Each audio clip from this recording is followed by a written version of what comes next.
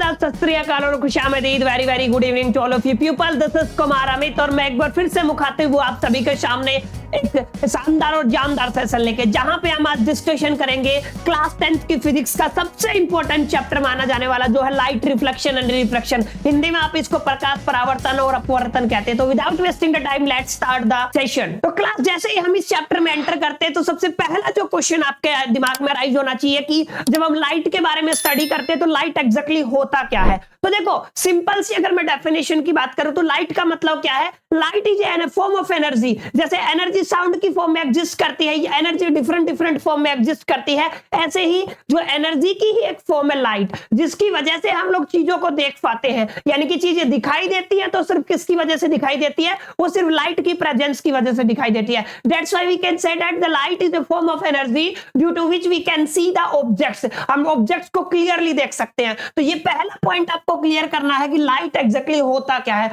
दूसरा पॉइंट आपको यह समझना है कि लाइट जब भी ट्रेवल करता है, लाइट रे प्रोपगेट करता है तो वो हमेशा स्ट्रेट लाइन में मूव करेगा। मतलब लाइट जब भी ट्रेवल करेगा वो किस में मूव करेगा, हमेशा स्ट्रेट लाइन में। तो सेकंड पॉइंट हमारा क्या है कि light always travel in a straight line. एक इंपॉर्टेंट टर्म मैंने यहाँ पे लिखा हुआ ऑलवेज, हमेशा ऐसा होता है। कभी भी ऐसा नहीं होगा कि लाइट स्ट्रेट लाइन में ट्रेवल नहीं करेगी। Light is always travel into the straight line. अब इसके बाद अगर हम बात करें तो बोला जाता है कि इस दुनिया में सबसे ज्यादा जो फास्टेस्ट चीज होती है ना, सबसे ज्यादा जिसकी स्पीड होती है वो होती है लाइट, और वो भी वैक्यूम की हम बात करते हैं। वैक्यूम में इसकी जो स्पीड है वो करीब करीब 3 × 10⁸ मीटर पर सेकंड होती है। ये एक इंपॉर्टेंट फैक्टर है, ये आपको समझना पड़ेगा कि सबसे ज्यादा जो फास्टेस्ट चीज यूनिवर्स में चलती है वो कौन होती है, वो होती है आपकी लाइट। यानी कि इसकी मैक्सिमम स्पीड है 3 × 10⁸ मीटर पर सेकंड। और ये कहां पे है आपको ये समझना पड़ेगा। ये वैक्यूम की बात कर रहे हैं हम लोग, क्लियर। तो हम किसकी बात कर रहे हैं, ये बात कर रहे हैं हम लोग वैक्यूम की। तो वैक्यूम का ये पूरा जिक्र है, ठीक है कि नहीं है।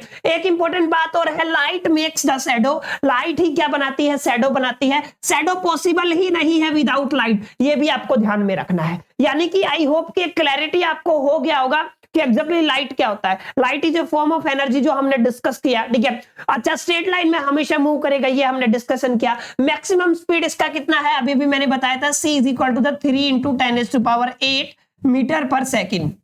ये इसका मैक्सिमम स्पीड है। शैडो किसकी वजह से बनता है, लाइट की वजह से बनता है। अच्छा, थोड़े और एडवांस चलोगे तो फिजिक्स में अलग अलग ब्रांचेज है जहां पे हम लोग अलग अलग चीजों की स्टडी करते हैं। तो यहाँ पे फिजिक्स की एक ब्रांच है जिसको हम लोग बोलते हैं ऑप्टिक्स। तो जो ऑप्टिक्स है ना वो स्पेशल लाइट से ही रिलेटेड है क्लास। मतलब जहां पे हम लोग सिर्फ और सिर्फ किसकी स्टडी करते हैं, लाइट की स्टडी करते हैं। जहां पे लाइट का स्टडी किया जाता है ना वो क्या कहलाता है, आपका ऑप्टिक्स। उम्मीद करता हूं आपको लाइट का मीनिंग क्लियर हो गया होगा। अब जब हम एंटर करेंगे, आगे चलते हैं और आगे चल के पहला जो आपका प्रोसेस है जिसको आप लोग बोलते हो रिफ्लेक्शन ऑफ लाइट, आप परावर्तन बोलते हो इसको हिंदी में। यानी कि रिफ्लेक्शन ऑफ लाइट एग्जैक्टली होता क्या है, क्लियर। तो रिफ्लेक्शन का मतलब आप लोग सिंपल लैंग्वेज में क्या कह सकते हो कि the process of sending back of light in A same medium from which it came. यानी कि जिस मीडियम से लाइट आई ना उसी में उसको वापस भेजने का जो प्रोसेस होता है वो क्या कहलाता है, आपका रिफ्लेक्शन कहलाता है। तो यही आपका रिफ्लेक्शन होता है सिंपल लैंग्वेज में। और यहां पे एक और डेफिनेशन आप ले सकते हो कि coming back of the light ray to the same medium when they fall on the surface. मतलब एक सरफेस पे लाइट गिरेगी, ठीक है, और वहीं से वो कमिंग बैक हो जाएगी या फिर सेंडिंग बैक हो जाएगी। जिस मीडियम से लाइट आई है ना उसी मीडियम में वो लौट जाएगी। तो इस प्रोसेस को क्लास क्या बोलते हो आप लोग, इस प्रोसेस को हम लोग बोलते हैं रिफ्लेक्शन ऑफ लाइट। उम्मीद करता हूं यहां तक आपको समझ में आ गया होगा, ठीक है।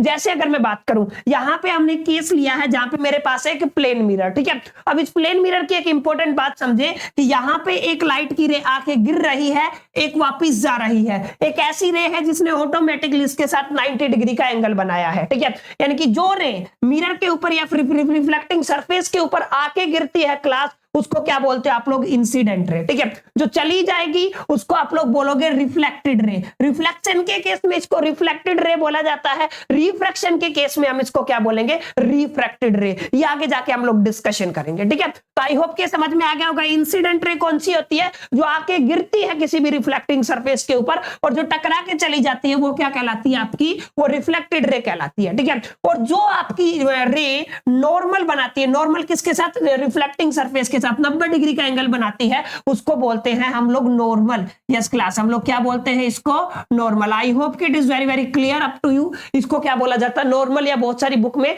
नॉर्मल ले भी बोला जाता है। तो ये जो प्रोसेस आपने देखा ये ये प्लेन मिरर की हेल्प से हमने एक्सप्लेन किया है किसको, रिफ्लेक्शन को। ठीक है, तो रिफ्लेक्शन की डेफिनेशन क्लियर होगी, उसका रे डायग्राम क्लियर हो गया। अब इसके बाद सबसे इंपॉर्टेंट क्वेश्चन आपसे पूछा जा सकता है एग्जामिनेशन में, वो है आपके लॉज ऑफ रिफ्लेक्शन, यानी कि रिफ्लेक्शन के कितने नियम है, नियम मतलब लॉज कितने हैं, प्रिंसिपल्स कितने हैं।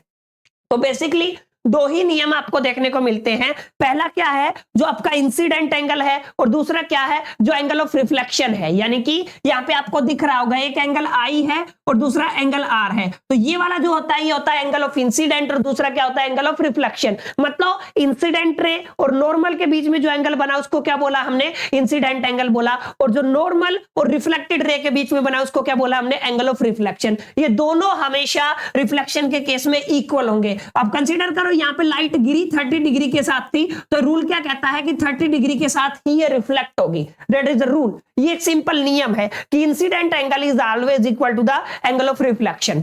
सेकंड रूल की अगर मैं बात करूं तो सेकंड रूल क्या कहता है कि जो आपकी रे गिर रही है, इंसिडेंट रे, उसके बाद सेकंड कौन सी, आप नॉर्मल रे, और थर्ड क्या है आपकी, सॉरी रिफ्लेक्टेड रे, और थर्ड क्या आपकी नॉर्मल रे, लाई इन द सेम प्लेन। यहां पे मैंने लिखा हुआ कहां पे एग्जिस्ट करेंगे, ये एक ही प्लेन में एग्जिस्ट करेंगे। यानी कि मान लो इस ये वाले मेरे पीछे जो बोर्ड है, अगर लाइट रे बोर्ड के ऊपर गिरेगी तो बोर्ड पे ही नॉर्मल बनेगा और बोर्ड पे ही रिफ्लेक्टेड रे रहेगी। ऐसा नहीं है सामने वाली दीवार पे या तो नॉर्मल बन जाए या रिफ्लेक्टेड रे बने। यानी कि तीनों रे किस में एग्जिस्ट करेंगी, ये एक ही प्लेन में एग्जिस्ट करेंगे। ठीक है, तो ये एक बेसिक प्रोसेस था कि रिफ्लेक्शन क्या होता है, the process of sending back of light in the same medium from which it came. इसको क्या बोलते हैं आप लोग, एंगल ऑफ, या कह सकते हैं आप लोग रिफ्लेक्शन ऑफ द लाइट। ठीक है, दो नियम यहाँ पे काम करते हैं, I is equal to the R, मैंने बता दिया आई और आर क्या होता है। दूसरा क्या कहता है, incident ray, reflected ray and normal lie in the same plane, ये सेकंड लॉ है। यहां से काफी इंपॉर्टेंट एक क्वेश्चन बनता है, ध्यान से, यहां से आपके क्वेश्चन पूछा जा सकता है, तो टेक इट सीरियस। ठीक है, तो एक बिल्कुल सिंपल चीज थी। अब सेकंड टॉपिक पे अगर मैं आता हूं रिफ्लेक्शन के बाद, तो क्लास आपसे पूछा जाएगा रिफ्लेक्शन के केस में, वो है आपका difference between the images. Image क्या होता है पहले ये समझो। अभी अभी हमने देखा एक रे होती है जिसको आप लोगों ने क्या बोला है, आप लोगों ने बोला है उसको रिफ्लेक्टेड रे। अभी अभी हम लोगों ने स्टडी किया, क्या बोला उसको, रिफ्लेक्टेड रे, यानी कि टकराने के बाद जो चली जाती है, तो ये होगी आपकी रिफ्लेक्टेड रे। अब रिफ्लेक्टेड रे जब दो या दो से ज्यादा रिफ्लेक्टेड रे है ना, जब आपकी मीट करती है, मीट का मतलब होता है आपका इंटरसेक्ट करना, आप लोग ऐसे भी समझ सकते हो, रे के केस में हम लोग क्या कहते हैं उसको, इंटरसेक्ट करना, और जहां पे ये इंटरसेक्ट करती है उसको हम लोग बोलते हैं इमेज। यस क्लास, क्या बोलते हैं, इमेज। तो टेक इट सीरियस, इमेज। ठीक है, और इमेज दो तरीके की होंगी, पहली होगी आपकी रियल इमेज और दूसरी होगी वर्चुअल इमेज। सबसे इंपॉर्टेंट बात क्या है, इनकी डेफिनेशन है, रियल इमेज कैसे फॉर्म होती है, ये देखो फोर्थ पॉइंट काफी इंपॉर्टेंट है। ठीक है, real image is formed due to the actual intersection of the rays. और रेज कौन सी है, मैंने आपको बताया अभी अभी, हम किन रेज की बात कर रहे हैं, हम लोग रिफ्लेक्टेड रेज की बात कर रहे हैं। यानी कि जो रिफ्लेक्टेड रेज है ना, वो रिफ्लेक्टेड रेज है, वो रिफ्लेक्टेड रेज अगर एक्चुअल में मीट करती हैं तो वो क्या बनाएंगी, वो आपकी रियल इमेज बनाएंगी। और अगर मैं बात करूं, अगर इमेजिनेशन है कि इमेजिनेशन हो रहा है कि हमने इमेजिन किया है, माना है कि जो आपकी रिफ्लेक्टेड रेज है, जो आपकी रिफ्रैक्टेड रेज है, सॉरी रिफ्लेक्टेड रेज है, यहाँ पे क्या है आपकी रिफ्लेक्टेड रेज, अगर वो इमेजिनेशन है कि वो मीट कर रही है, इंटरसेक्शन कर रही है, तो वहां पे क्या होगा, वर्चुअल इमेज बनेगा। क्लियर? तो दो तरीके की इमेज होती है, रियल इमेज और वर्चुअल इमेज। रियल इमेज कब बनता है, वर्चुअल इमेज कब बनता है, इसका क्लैरिटी आपको होना चाहिए। अच्छा, रियल इमेज आर इन्वर्टेड, यानी कि जो भी रियल इमेज होगी ना वो हमेशा इन्वर्टेड रहेगी। इन्वर्टेड का मतलब बच्चों होता है आपका उल्टी। अब आप ध्यान से देखना, उल्टी रहेगी, यानी कि सर से, पैर से शुरू होकर सर तक जाएगी। ठीक है, और अगर आपकी मैं वर्चुअल की बात करूं तो वो हमेशा इरेक्ट रहेगी। इरेक्ट का मतलब क्या होता है, स्ट्रेट, मतलब सीधी रहेगी।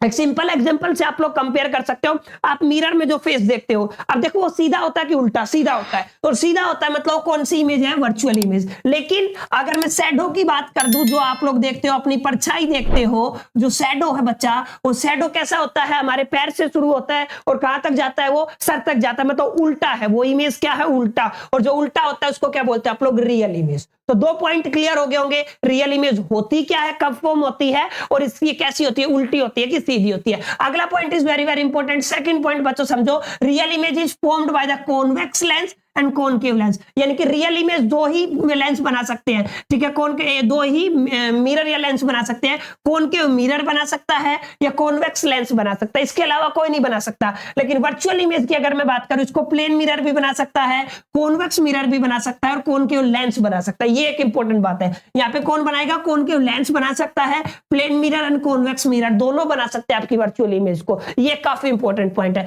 थर्ड पॉइंट की बच्चा अगर मैं बात करूं, ये इनको स्क्रीन पे लिया जा सकता है और वर्चुअल इमेज को स्क्रीन पे नहीं लिया जा सकता है। मतलब जैसे आपकी परछाई है, परछाई के बीच में अगर आपको स्क्रीन डाल दोगे, कोई पर्दा डाल दोगे तो वो पर्दे पे बन जाएगा। तो रियल की एक डेफिनेशन होती है, एक पहचान होती है, एक आइडेंटिटी होती है। लेकिन अगर आप लोग फेस देखते हो मान लो मिरर में, तो मिरर में जो फेस होता है आप ध्यान से देखो, क्या उसके अंदर उसके बीच में अगर तुम्हारे और उसके बीच में मैं पर्दा डाल दूं तो क्या वो दिखाई देगा? कभी नहीं दिखाई देगा, ऑब्वियस सी बात है। तो ये जो केस है ना, इसको बोलते हो गेटिंग ऑन स्क्रीन और getting not on the screen, ठीक है। तो जो वर्चुअल इमेज है उसको आप लोग कभी स्क्रीन पे नहीं ले सकते हो, लेकिन रियल इमेज को आप लोग स्क्रीन पे ले सकते हो। समझ में आया? आई होप कि क्लियर हो गया होगा कि ये रियल और वर्चुअल का क्या गेम होता है, कैसे डिफरेंस क्रिएट करते हैं। नाउ अभी हम बात करते हैं जो आपका प्लेन मिरर है।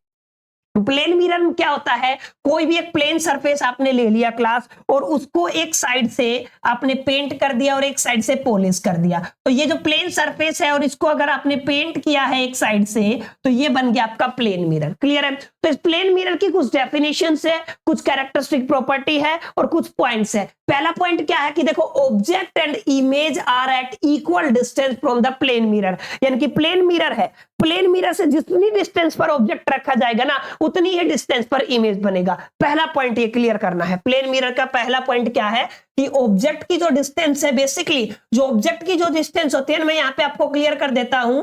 जो आपकी ऑब्जेक्ट की डिस्टेंस है बच्चा, उसको यू से, और जो इमेज की डिस्टेंस है उसको किससे, वी से लिखा जा सकता है। यानी कि आप लोग क्या कह सकते हो, U is equal to the V. और ये दोनों कहां से मेजर करने हैं आपको, ये दोनों आपको मिरर से मेजर करने हैं। ये एक इंपॉर्टेंट पॉइंट है जो आपको याद रखना है। मतलब मिरर से जितनी दूरी पे आपका ऑब्जेक्ट रहेगा, मिरर से उतनी ही दूरी पे इमेज बनेगी। ये पहला पॉइंट है। सेकंड पॉइंट क्या है? सेकंड पॉइंट है आपका, if object is real then image will be virtual and vice versa. इसका उल्टा भी हो सकता है, ठीक है कि नहीं? एक ही सेकंड पॉइंट है। अच्छा, जो हाइट ऑब्जेक्ट की रहेगी ना, वही हाइट इमेज की रहेगी। ये एक अगला पॉइंट है, काफी इंपॉर्टेंट पॉइंट है। मतलब जितनी हाइट का आपका ऑब्जेक्ट रहेगा, उतनी ही हाइट की क्या बनेगी, इमेज बनेगी, in the case of plane mirror. ये काफी इंपॉर्टेंट पॉइंट है। अच्छा, साइज हो गया, साइज का मतलब क्या हो गया, हाइट, ठीक है।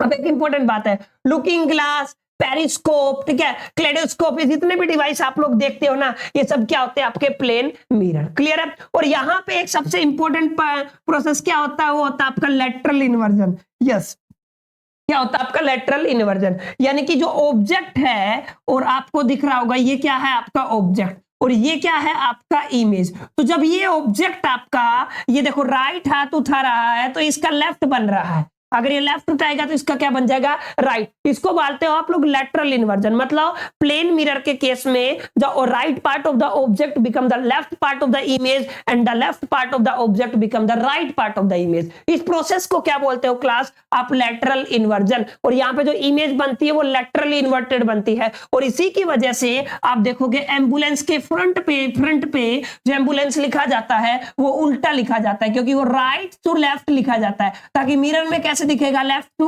राइट, तो उसको सही तरीके से पढ़ पाए। ठीक है, तो इसके पीछे रीजन क्या है, इसके पीछे रीजन है आपका ये वाला प्रोसेस, जिसको क्या बोलते हो क्लास आप लोग, लेटरल इन्वर्जन। जो इमेज बनी वो कैसी बनी, लेटरली इन्वर्टेड बनी। ठीक है, तो एक तरीके का प्लेन मिरर था कि एग्जैक्टली प्लेन मिरर होता क्या है, उसकी प्रॉपर्टीज क्या क्या होती है। अब थोड़ा आगे चलोगे तो आपको मिलेगा स्फेरिकल मिरर। कैसा मिलेगा, स्फेरिकल मिरर। स्फेरिकल मिरर क्या होता है, whose reflecting surface are spherical, जिनकी रिफ्लेक्टिंग सरफेस की जो आप कह सकते हो जो रिफ्लेक्टिंग सरफेस है वो कैसी होती है, स्फेरिकल होती है। उनको क्या बोलते हैं आप लोग क्लास, उनको बोलते हैं हम लोग स्फेरिकल मिरर। ठीक है, अब यहां पे आपको थोड़ा समझने वाली बात है, जो भी स्फेरिकल मिरर होगा उसके दो पार्ट होंगे, पहला होगा कॉनकेव मिरर और दूसरा होगा आपका कॉन्वेक्स मिरर। अब ध्यान से समझना मेरी बात जो मैं आपको बता रहा हूं, concave mirror and convex mirror. अब यहां पे आपको क्लैरिटी नहीं होगा, ये वाला इस तरीके का शेप होता है और एक इस तरीके का शेप होता है। दोनों साइड में हमेशा राइट हैंड साइड में पेंट होता है, ये आपको ध्यान में रखना है।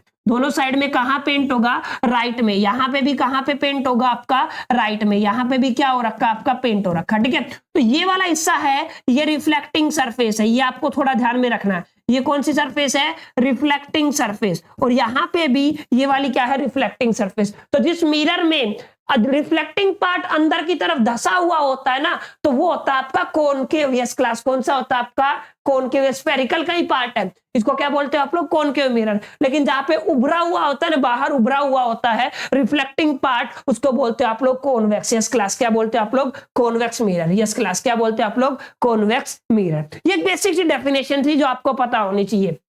अब अगर एक इंपॉर्टेंट बात अगर आपको मैं कर रहा हूं तो वो ये है, ध्यान से समझना मेरी बात को कि एग्जैक्टली मैं कैसे समझाने की कोशिश कर रहा हूं। कोई भी आप लोगों ने मिरर ले लिया, या कंसीडर कर लो आप लोगों ने कोई भी एक मिरर ले लिया, ठीक है। मैं ले रहा हूं यहाँ पे कोई भी हिस्सा आप लोग ले सकते हो, जैसे कोई स्फीयर था, ठीक है। आपको आई होप कि क्लियरली दिख रहा होगा, ये स्फीयर था और स्फीयर के अंदर ये वाला जो सेंटर था ना, ये सेंटर पॉइंट होता है, ठीक है। यहां पे हम इसको सी से रिप्रेजेंट करते हैं, मतलब सेंटर ऑफ कर्वेचर आप लोग इसको बोलते हो, ठीक है। यानी कि ये इसका ऑप्टिकल सेंटर है। यस क्लास, आप लोग इसको क्या कह सकते हो? इसको हम लोग कह सकते हैं it is the optical centre of mirror. क्या बोलते हैं आप लोग इसको?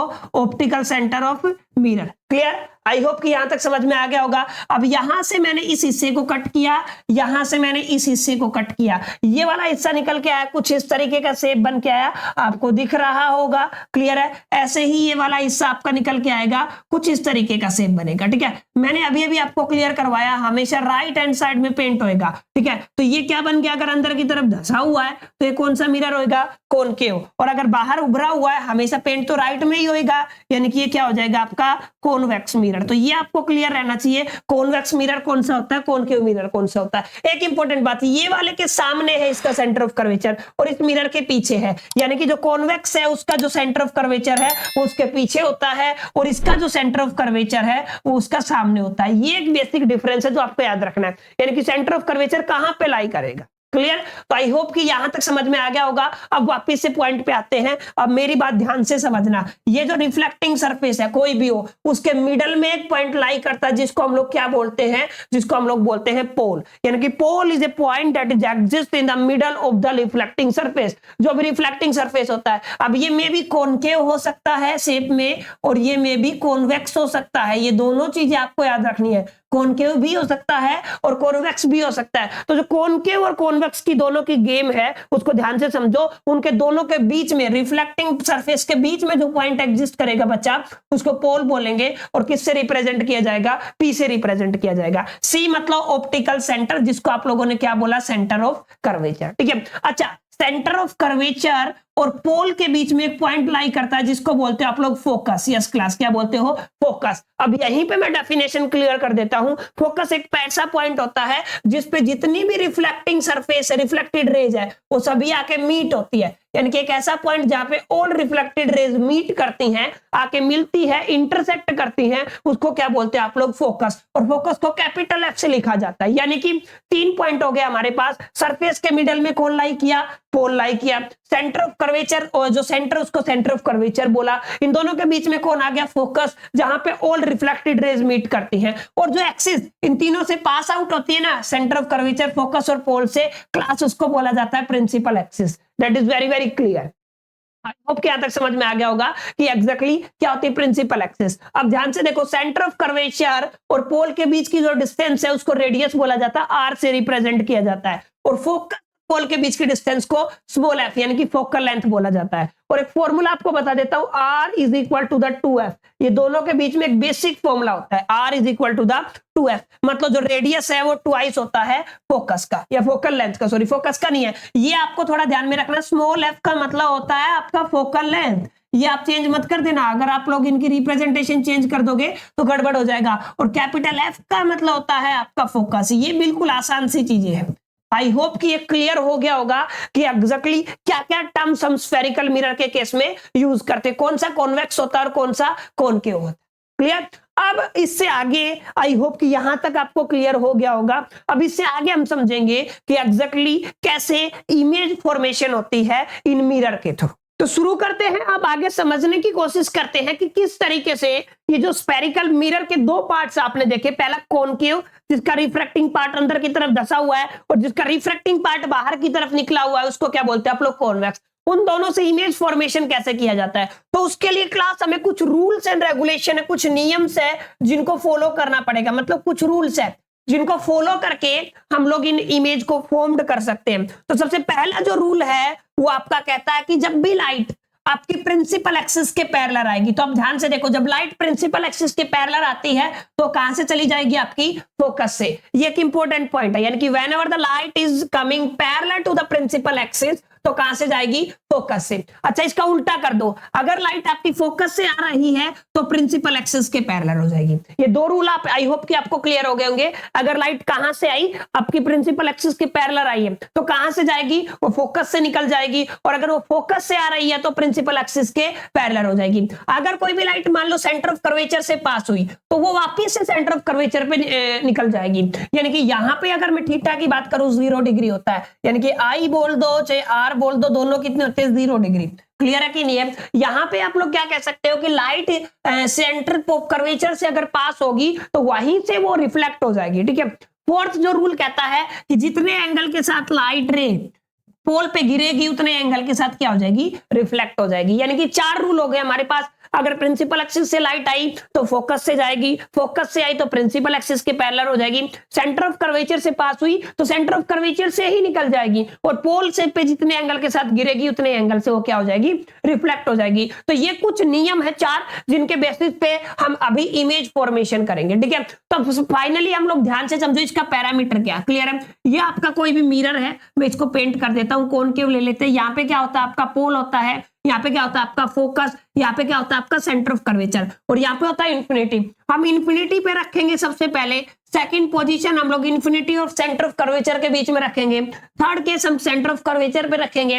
अच्छा, फोर्थ केस क्या होगा, आप इन दोनों के बीच में रखेंगे। अच्छा, फिफ्थ क्या होगा, फोकस के भी ऊपर रखेंगे। इसके बाद हम फोकस और पोल के बीच में रखेंगे। ठीक है। तो टोटल कितनी इमेज होगी, 6 टाइप की इमेजेस हो गई। यानी कि आपका जो कॉनकेव मिरर है वो कितने टाइप की इमेज बनाता है, 6 टाइप की, जिसमें आपकी सारी आ गई है। अब यहाँ पे रियल भी आ गई है और वर्चुअल भी आ गई है, दोनों टाइप की इमेजेस बनाता है। अच्छा, सेम साइज बनाता है, छोटी बड़ी बहुत बड़ी भी बनाता है, डिमिनिश साइज भी बनाता है। अब शुरू करते हैं। सबसे पहले मैंने ऑब्जेक्ट को इन्फिनिटी पे रखा, तो देखो इन्फिनिटी पे रखा तो एक लाइट यहां से निकली और एक लाइट यहां से निकली, तो दोनों कहां पे मीट करेंगी, आपकी फोकस पे मीट करेंगी। तो जहां पे रिफ्लेक्टेड रेज मीट करती है वहां पे क्या हो जाता है, आपका इमेज बन जाता है। तो बस यहीं पे मैंने यहाँ लिखा, देखो इमेज का मतलब यहाँ पे पोजीशन इमेज की कहां पे बनी है, फोकस पे। अच्छा, रियल और इन्वर्टेड इमेज बनी है और बहुत छोटी है, वेरी स्मॉल, और इसको हम लोग डिमिनिश्ड भी बोलते हैं। बहुत सारी किताबों में आपको क्या लिखा मिलेगा, डिमिनिश्ड। तो डोंट बी कंफ्यूज, डिमिनिश्ड का मतलब भी यही होता है क्लास। आई होप कि क्लियर हो गया होगा। ठीक है। तो जब आप लोगों ने कहां पे रखा, ऑब्जेक्ट को इनफाइनाइट पे रखा, तो इमेज कहां पे बना, फोकस पे बना, रियल इन्वर्टेड और बहुत ज्यादा छोटा बना। ठीक है। सेकंड केस अब आते हैं हम लोग, ये फर्स्ट केस था आपका, ये सेकंड केस है। सेकंड केस में हमने इधर इन्फिनिटी है, इन्फिनिटी और आप लोग कह सकते हो सेंटर ऑफ कर्वेचर के बीच में रखा है, ये आपका सेंटर ऑफ कर्वेचर है। तो यहां से पहली लाइट रे पास हुई पैरेलल, तो कहां से चली जाएगी, फोकस से। अच्छा, सेंटर ऑफ कर्वेचर से लाइट गई तो सेंटर ऑफ कर्वेचर से ही वापस आ जाएगी। कहां पे कट किया, यहां पे कट किया, देखो उल्टा कट किया, तो रियल और इन्वर्टेड इमेज है। यानी कि इमेज कहां पे बनी है, सेंटर ऑफ कर्वेचर, ये पहला पॉइंट रहा, और किसके बीच में है, फोकस के बीच में है। यानी कि आप लोग कह सकते हैं जो इमेज की पोजीशन है वो फोकस और सेंटर ऑफ कर्वेचर के बीच में है। और कैसी है, रियल और इन्वर्टेड आपको दिख रहा है, उल्टी है। और कैसा साइज है, ऑब्जेक्ट के कंपैरिजन में इसका साइज छोटा है, तो मैंने क्या लिख दिया, स्मॉल साइज है। यानी कि जब आप लोग ऑब्जेक्ट को इन्फिनिटी और सेंटर ऑफ कर्वेचर के बीच में रखते हो तो आपका ऑब्जेक्ट इमेज है वो सेंटर ऑफ कर्वेचर और फोकस के बीच में रियल, इन्वर्टेड और स्मॉल बनता है। ये आपका सेकंड केस है। यहां से डेफिनेटली आपको क्वेश्चन देखने को मिल सकता है फाइनल एग्जामिनेशन में। आई होप कि यहां तक क्लियर हो गया होगा। अब आता हूं मैं थर्ड केस के ऊपर। अब हमने ऑब्जेक्ट को कहां पे रखा है, ऑब्जेक्ट को सी पे रखा है। तो देखो एक लाइट पैरेलल गई तो फोकस से चली जाएगी। अच्छा, अगर फोकस से गई तो पैरेलल हो जाएगी। तो यहां पे इंटरसेक्ट किया तो यहां पे क्या बन गई, आपकी इमेज बन गई। उल्टी है, रियल है, इन्वर्टेड है, और आपको दिख रहा है सेम साइज की है। यानी कि जब आप लोगों ने ऑब्जेक्ट को सेंटर ऑफ कर्वेचर पे रखा तो इमेज भी कहां पे बना, सेंटर ऑफ कर्वेचर पे बना, और उसका नेचर कैसा बना, रियल और इन्वर्टेड बना। इसके अलावा इसका साइज कैसा है, सेम साइज। ये काफी बार एग्जाम में पूछा जाता है, टेक इट सीरियस। अच्छा, अभी इससे आगे चलोगे तो फोर्थ केस क्लास अपनाता है। फोर्थ केस अब हम डिस्कस करते हैं अपने फोर्थ केस को।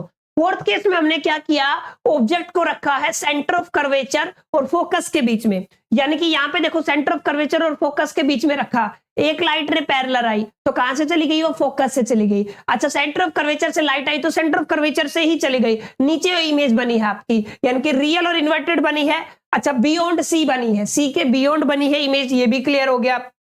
साइज कैसा है, बिग साइज, तो यहाँ पे साइज कैसा है, बिग साइज, तो यानी कि आपकी इमेज है वो कैसी बनी है, बहुत बड़ी बनी है। अब हम आते हैं फिफ्थ केस पे और आपका सिक्स्थ केस को डिस्कस करते हैं। फिफ्थ केस में क्या है, ऑब्जेक्ट आपको फोकस पे रखा तो इमेज इनफाइनाइट पे बनेगी, ये ध्यान रखना, ठीक है, यानी कि इन्फिनिटी पे इमेज बनी, रियल इन्वर्टेड बनी और बहुत बड़ा साइज बनेगा इसका, ये देख लेना आप, डायग्राम काफी आसान है। और सिक्स पे क्या है, आप लोगों ने फोकस और सेंटर ऑफ कर्वेचर के बीच में रखा, तो यहाँ पे इमेज है ना आपकी बिहाइंड द मिरर बनेगी, और ये कैसी बनेगी, ये इमेजनरी बनेगी। इमेजनरी का मतलब आप लोग कह सकते हो वर्चुअल इमेज बनेगी, तो यहाँ पे कैसी इमेज बनती है क्लास आपकी, वर्चुअल। जब आप ऑब्जेक्ट को कहां पे रखते हो, फोकस और पोल के बीच में। तो 6 तरीके के केस है, यहां से न्यूमेरिकल और न्यूमेरिकल नहीं तो डायरेक्ट क्वेश्चन आपको फाइनल एग्जाम में डेफिनेटली देखने को मिलेगा, तो इसको आपको अच्छे से प्रिपेयर करना है, ठीक है। तो ये तो बात हुई कि इमेज फॉर्मेशन की, जो इंपॉर्टेंट है मैंने आपको करा दिया। कॉन्वेक्स का कभी नहीं पूछा जाता, इसलिए हम उसको अवॉइड करते हैं फाइनल एग्जाम के प्रोस्पेक्ट से। अब बात क्या करते हैं हम लोग, बात करते हैं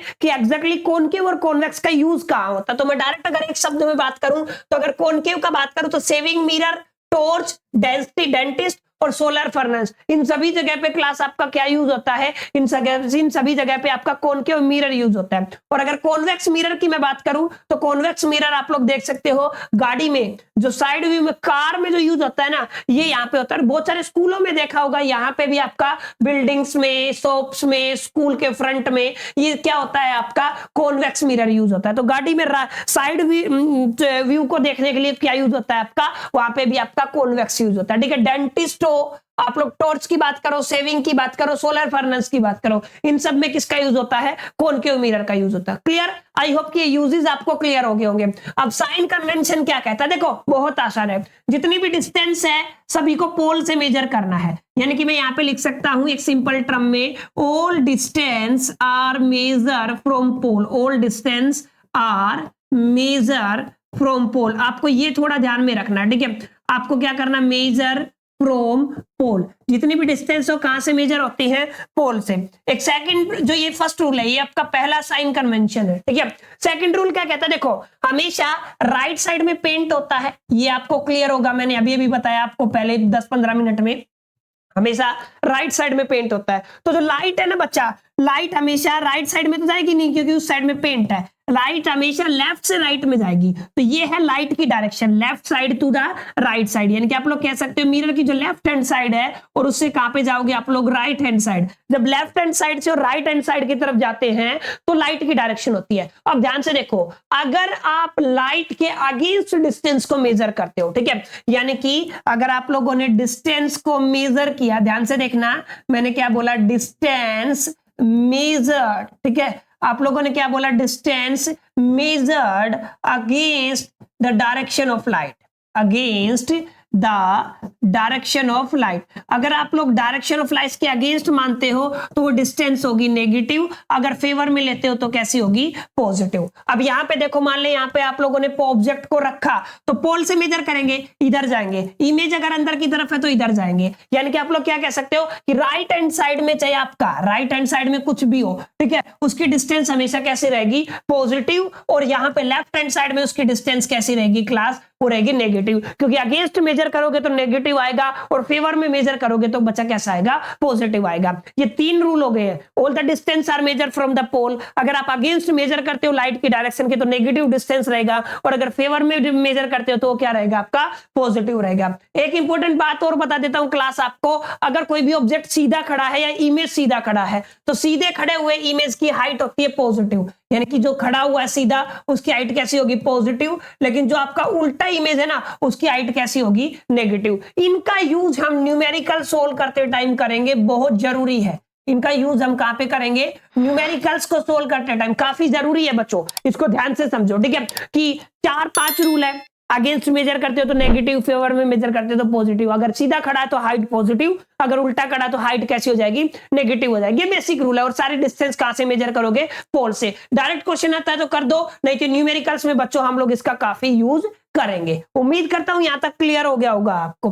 अब आगे चले तो इसका लास्ट टॉपिक हम लोग पढ़ने वाले हैं मिरर फॉर्मूला। देखो मिरर फॉर्मूला बेसिकली एक मैथमेटिकल रिलेशन होता है।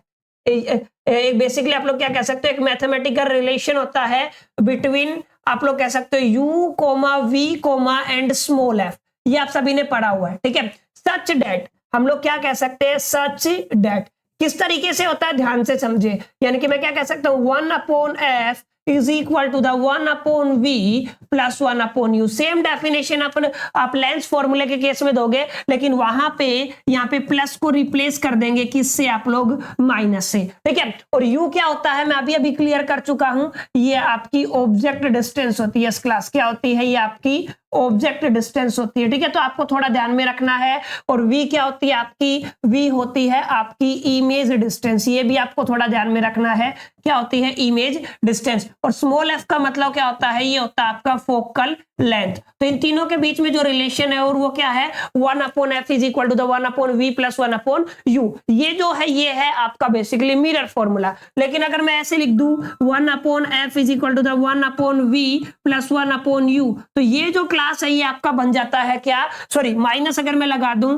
तो ये क्या बन जाता है, ये बन जाता है आपका लेंस फॉर्मूला। आई होप कि ये क्लियर हो गया होगा। ये क्या बनेगा आपका लेंस फॉर्मूला। आई होप कि ये क्लियर हो गया होगा आपको यहां तक कि मिरर फॉर्मूला क्या होता है और लेंस फॉर्मूला क्या होता है। अब यहां पे एक चीज और है, मैग्निफिकेशन। बहुत सारी किताबों में आपको एम से और बहुत सारी किताबों में इसको ओ से रिप्रेजेंट किया जाएगा। बहुत आसान है। यानी कि मैग्निफिकेशन का सिंपल टर्म में आप लोग डेफिनेशन देते हो, it is the ratio of height of object to the height of image. यानी कि हाइट ऑफ ऑब्जेक्ट को हाइट ऑफ इमेज से अगर डिवाइड करा दे तो क्या बन जाता है आपका मैग्निफिकेशन। यानी कि मैं क्या कह सकता हूं, height of image, sorry height of image object to the height of image. Clear है। ये जो फॉर्मूला है ना, ये किसका, आपका मैग्निफिकेशन का। एक मैग्निफिकेशन का और फॉर्मूला होता है -v/u। यानी कि इस तरीके से ये दोनों चीजें क्या है, अच्छा एक minute, sorry, height of image to the height of the object, height of image to the height of the object, ये फॉर्मूला होता है, ठीक है। इन दोनों को कंबाइन कर दे तो हम लोग मैग्निफिकेशन का एक फॉर्मूला दे सकते हैं, मैग्निफिकेशन m या o is equal to the height of image to the height of object is equal to the -v/u। ये जो फॉर्मूला है क्लास, ये मैग्निफिकेशन का है और ये पेपर में पूछा जाता है। एक इंपॉर्टेंट बात और आपको याद रखनी है, अगर एसआई यूनिट की मैं बात करूं बच्चा, तो एसआई यूनिट इसकी होती है यूनिटलेस, मतलब इसकी कोई यूनिट नहीं होती है। अब दोनों फॉर्मूले से आप लोग देख सकते हो v/u दोनों डिस्टेंस है, डिस्टेंस से डिस्टेंस कैंसिल हो जाएगा और दोनों हाइट है, हाइट साइड क्या हो जाएगा, cancel. That's why we can say कि magnification is the unitless. Magnification क्या होता है, यूनिटलेस होता है। एक इंपॉर्टेंट बात और आपको बताना चाहूंगा वो ये है, मैग्निफिकेशन की वैल्यू अगर पॉजिटिव आ रही है तो इनकी इमेज बड़ी है और मैग्निफिकेशन की वैल्यू नेगेटिव आ रही है तो इमेज क्या है, छोटी। उम्मीद करता हूं ये क्लियर हो गया होगा आपको। अब थोड़ा आगे चले तो हम आ जाते हैं इस चैप्टर के सेकंड अध्याय, सेकंड पार्ट की तरफ बच्चों। वो क्या है आपका, वो है आपका रिफ्रैक्शन ऑफ लाइट। अब रिफ्रैक्शन ऑफ लाइट क्या होता है, आई होप कि आप सभी ने पढ़ा होगा, फिर भी एक बेसिक डेफिनेशन मैं आपको बता देता हूं। अभी तक एक ही मीडियम में लाइट को वापिस भेजने का जो प्रोसेस है वो क्या कहला रहा था, आपका रिफ्लेक्शन कहला रहा था। लेकिन रिफ्रैक्शन क्या होता है, whenever the light is passing through one medium to another medium, जब भी लाइट एक मीडियम से दूसरे मीडियम में पक जाएगी, ट्रेवल करेगी, पास होगी, तो वो अपने ओरिजिनल बैंड से, ओरिजिनल पाथ से बेंट हो जाती है। तो इस प्रोसेस को क्या बोला जाता है, इस प्रोसेस को बोला जाता है refraction. Refraction is the process of whenever the light is passing through one medium to another medium, it's bent from its original path. This phenomenon is known as refraction. इसको क्या बोलते हो क्लास आप लोग, रिफ्रैक्शन। दो important बातें हैं, दो तरीके के मीडियम होते हैं, आप सभी को पता है। एक होता है आपका रेयर मीडियम और एक होता है आपका denser medium. Yes class, denser मतलब पार्टिकल्स के बीच में बहुत कम स्पेस है, पार्टिकल्स के रेयर या फिर रेयर, यहाँ पे पार्टिकल्स के बीच में बहुत ज्यादा स्पेस आपको दिख रहा होगा। क्लियर है। तो ये दोनों मीडियम है। जब भी लाइट आपका रेयर मीडियम से क्लास, और वो कहां पे जाएगा, वो आपका डेंसर मीडियम में जाएगा। जब भी लाइट, तो वो टुवर्ड्स नॉर्मल जाएगा। ये आपको थोड़ा ध्यान में रखना है, वो कहां जाएगा, टुवर्ड्स नॉर्मल। और अगर वो डेंसर से रेयर जाएगा तो अवे फ्रॉम नॉर्मल। यहाँ पे आप एग्जांपल ले सकते हो, यहाँ पे एयर है और यहाँ पे क्या है आपका ग्लास है। यानी कि रेयर से डेंसर है तो ये टुवर्ड्स नॉर्मल है। कहां पे है ये, टुवर्ड्स नॉर्मल। लेकिन यहाँ पे डेंसर से रेयर में देखो अवे फ्रॉम द नॉर्मल। तो लाइट रिफ्रैक्शन के दरमियान जब भी लाइट रे रेयर मीडियम से डेंसर मीडियम में पास होगी तो टुवर्ड्स नॉर्मल जाएगी, और डेंसर से रेयर में जाएगी तो वो अवे फ्रॉम द नॉर्मल जाएगी। अब इसके पास समझो कोज ऑफ रिफ्रैक्शन क्या होता है। सिंपल सी बात है, कोज ऑफ रिफ्रैक्शन हम लोग अगर दें वो होता है स्पीड ऑफ लाइट, यानी कि स्पीड ऑफ लाइट है ना वो डिफरेंट होती है डिफरेंट मीडियम में, ठीक है। तो इसको क्या बोलते हैं आप लोग, रिफ्रैक्शन। रिफ्रैक्शन की वजह से बहुत कुछ देखने को मिलता है, जैसे आप लोगों ने टिल्ट देखा होगा पेंसिल में, कुछ इस तरीके के फिनोमिनन आपको देखने को मिलेंगे, ठीक है। इनके सब किसकी वजह से होते हैं, ये रिफ्रैक्शन की वजह से होते हैं। क्लियर, आई होप कि यहां तक समझ में आ गया होगा। यहाँ पे दो नियम काम करते हैं, दो रूल काम करते हैं, ठीक है। एक इंपॉर्टेंट बात मैं पहले ही क्लियर कर देता हूं, सेकेंड लॉ को हम लोग स्नेल्स लॉ भी बोलते हैं, यानी कि हम लोग क्या बोलते हैं, स्नेल्स लॉ, ठीक है। ये देखो आके गिर रही है, उसको क्या बोलते हैं आप लोग, इंसिडेंट रे, ठीक है। ये कौन सी रे होगी आपकी, इंसिडेंट रे, ठीक है। ये होगी आपकी रिफ्रैक्टेड रे, ये आपको थोड़ा ध्यान में रखना है, कौन सी होगी ये आपकी रिफ्रैक्टेड रे। अच्छा, ये जो होगी ना जहां से इसको जाना चाहिए था, इसको बोलते हैं आप लोग इमर्जेंट रे। यस क्लास, क्या बोलते हैं आप लोग, इमर्जेंट रे। तो ये एक बेसिक चीज है, ठीक है। अब आगे चलो फटाफट से दोनों नियम पढ़ते हैं। Incident ray, refracted ray and normal at the surface of a two transparent medium at the point of incident lie in the same plane. मतलब ये वाला, ये आपका पॉइंट, ये नॉर्मल, ये इंसिडेंट रे और ये रिफ्लेक्टेड रे, ठीक है। ये कहां पे लाई करेंगी, सेम प्लेन में लाई करेंगे। अच्छा, सेकंड लॉ को क्या बोलते हैं आप लोग, स्नेल्स लॉ। स्नेल्स लॉ क्या कहता है कि अगर आप लोग इंसिडेंट एंगल का साइन लेके चलते हो और उसका रेशियो ले लेते हो रिफ्लेक्टेड एंगल ऑफ रिफ्लेक्शन के साथ, यानी कि साइन आर के साथ, तो वो एक कांस्टेंट के इक्वल होगा, जिसको आप लोग बोलोगे म्यू। और बच्चा इसको बोला जाता है रिफ्रैक्टिव इंडेक्स। यस क्लास, क्या बोला जाता है, refractive index, that is most important. तो ये क्या होता है आपका refractive index, take it serious, बहुत आसान है। Sine i upon sine r, ये स्नेल्स लॉ है, ये होता है आपका रिफ्रैक्टिव इंडेक्स। और रिफ्रैक्टिव इंडेक्स की भी अपनी कोई यूनिट नहीं होती है, और रिफ्रैक्टिव इंडेक्स की वैल्यू हमेशा एक से बड़ी होती है। ये उसकी डेफिनेशन है, आप लोग चाहो तो इस डेफिनेशन को भी याद कर सकते हो, ठीक है। अब आगे आते हैं स्फेरिकल लेंसेज। लेंसेज दो तरीके के, तो सेम टर्म्स है जो अभी तक हम लोगों ने पढ़ी, ठीक है। ये इस तरीके का शेप होएगा, ठीक है, तो इनको बोलेंगे कॉन्वेक्स लेंस। इस तरीके का शेप होएगा तो इसको क्या बोलोगे आप लोग, कॉनकेव लेंस। ये भी पार्ट ऑफ स्फेरिकल लेंस का हिस्सा है, ये ट्रांसपेरेंट होते हैं, बस ये क्या होते हैं आपके, ट्रांसपेरेंट। और ये बाई कॉन्वेक्स और बाई कॉनकेव है, यानी कि दो दो हिस्से हैं, ये दोनों को कनेक्ट किया हुआ है। तो दोनों कैसे हैं, ये बाई शेप में है, किस शेप में है, दोनों बाई शेप में है। वही ऑप्टिकल सेंटर यहाँ पे भी होता है, अपर्चर यहाँ पे भी होता है, प्रिंसिपल एक्सिस यहाँ पे भी होता है, सेंटर ऑफ कर्वेचर यहाँ पे भी होता है। फर्क क्या है कि लेंस ट्रांसपेरेंट होता है, जो मिरर था वो नॉन ट्रांसपेरेंट होता था, ठीक है। ये क्लियरिटी आपके दिमाग में होनी चाहिए, ठीक है। और यहाँ पे थोड़ा सा ध्यान रखना, जो ये आपका कॉन्वेक्स है ना, ये कॉन्वेक्स आपका, इसको बोला जाता है कन्वर्जिंग। वहां पे कॉनकेव मिरर था, लेंस कौन सा होता है, कॉन्वेक्स, ठीक है। और कॉनकेव को क्या बोलते हैं आप लोग, डाइवर्जिंग। तो ये एक बेसिक डेफिनेशन आपको याद करनी है। बेहद इंपॉर्टेंट टॉपिक्स मैं आपको करा रहा हूं, ज्यादा भड़क वाले टॉपिक्स जो कभी नहीं आते मैं वो नहीं करा रहा हूं। जहां से आपको डेफिनेटली क्वेश्चन आएगा वो टॉपिक्स हम लोग यहाँ पे बार-बार स्टडी कर रहे हैं, ठीक है। उम्मीद करता हूं यहां तक समझ में आया होगा। अब आते हैं इस चैप्टर के लास्ट टॉपिक पे क्लास, वो है आपका पावर ऑफ लेंस। कोई भी लेंस जितनी भी उसके पास रेज है, उन रेज को कितना कन्वर्ज कर सकता है, कितना डाइवर्ज कर सकता है, मतलब कितना इकट्ठा कर सकता है और कितना बिखेर सकता है, इसकी एबिलिटी को बच्चा क्या बोला जाता है, power of lens. Power of lens का फॉर्मूला आपको बता देता हूं, 1/f होता है। f का मतलब होता है फोकल लेंथ, और यहाँ पे जरूरी है इसको आप लोगों को मीटर में कंसिडर करना है। यस क्लास, किसमें कंसीडर करना है आपको, मीटर में कंसीडर करना है। That is the most important aspect. कहां पे कंसीडर करना है आपको, मीटर में कंसीडर करना है। इजी है बिल्कुल, आई होप कि क्लियर हो गया होगा, तो टेक इट सीरियस, ठीक है। तो ये आसान सी चीजें हैं, इसकी यूनिट होती है, सभी पावर्स को आप लोग ऐड कर सकते हो, ठीक है। अगर पावर पॉजिटिव है तो कॉन्वेक्स लेंस है, अगर पावर नेगेटिव है तो वो कौन सा है, कॉनकेव लेंस। क्लियर, उम्मीद करता हूं ये टॉपिक्स आपको क्लियर हो गए होंगे और आपको समझ में आया होगा एग्जैक्टली कि किस तरीके से what is the meaning of light, light reflection क्या होता है, रिफ्रैक्शन क्या होता है, क्या क्या नियम्स होते हैं और इंपॉर्टेंट टॉपिक्स। अगर आपको ये वीडियो अच्छा लगा तो आप लाइक कर सकते हो, अपने फ्रेंड्स के साथ शेयर कर सकते हो, और अगर आप लोग चैनल पे नए हो तो सब्सक्राइब कर सकते हो। बाकी मिलते हैं ऐसे ही किसी नेक्स्ट इंटरेस्टिंग वीडियो में, तब तक के लिए मेरी तरफ से ऑल द बेस्ट। जय हिंद, जय भारत।